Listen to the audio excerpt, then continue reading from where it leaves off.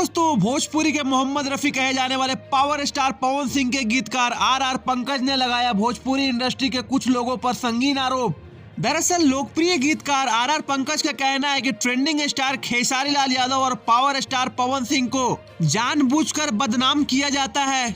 इसी इंटरव्यू में आर पंकज ने यह भी जिक्र किया कि रितेश पांडे का हेलो कौन गाना 1 बिलियन व्यूज पार करने वाला है, पर रितेश पांडे के बारे में कोई बात नहीं करता। लोग सिर्फ खेसारी लाल और पवन सिंह की बातें किया करते हैं।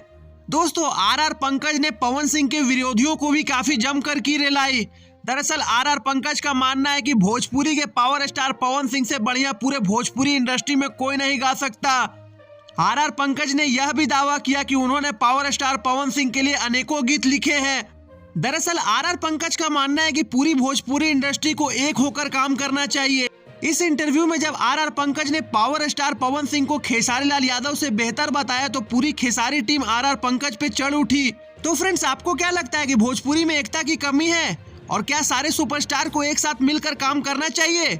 तभी तो भोजपुरी इंडस्ट्री आगे जाएगी। आर पंकज की इस बयान से आप किस हद तक सहमत हैं? कमेंट बॉक्स में अपनी राय जरूर दें और ऐसे ही रीन तरीन बेहतरीन खबरों के लिए हमारा चैनल भोजपुरिया भास्कर को सब्सक्राइब